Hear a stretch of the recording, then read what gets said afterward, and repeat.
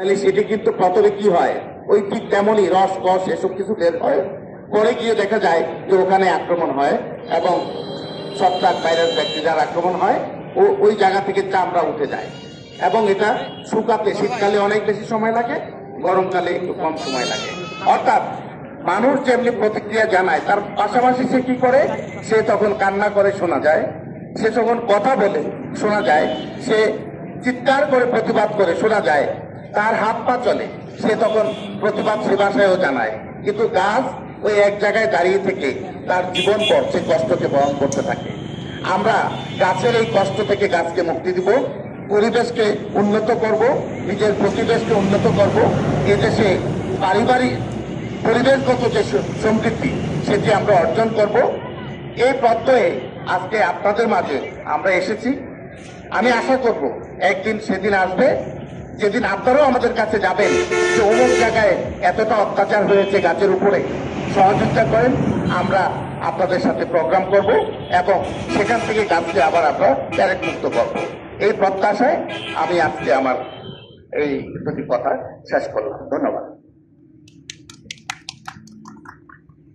অনেক অনেক ধন্যবাদ বিভাগীয় বন কর্মকর্তা সামাজিক বন বিভাগ রংপুরের মোল্লা মোহাম্মদ মিজানুর রহমান স্যার অনেক গুরুত্বপূর্ণ কিছু কথা বললেন।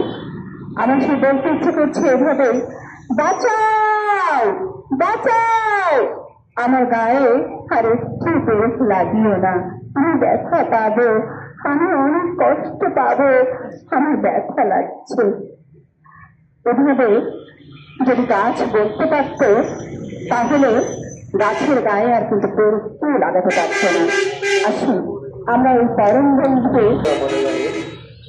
আজকের এই কর্মসূচিতে উপস্থিত আমাদের বন বিভাগ এবং বিভাগীয় পরিচালক উপস্থিত আছেন, আমাদের প্রাণকেন্দ্রের প্রতিনিধি, অন্যান্য অতিথিবৃন্দ, প্রতিনিধি, প্রিন্ট এবং ইলেকট্রনিক্স মিডিয়ার সাংবাদিকবৃন্দ, সবাইকে সালাম এবং শুভেচ্ছা।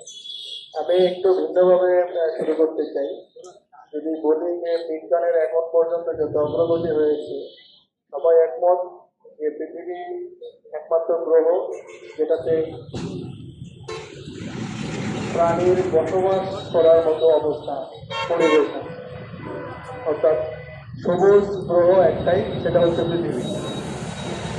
সেই আলোকে যদি বলি যে পৃথিবী সবুজ কেন, আর একটাই কারণ, গাছ আছে, অর্থাৎ আর যে ঘরে আমরা বসবাস করি মানব জাতি, সেই ঘরটা হচ্ছে আমাদের পৃথিবী।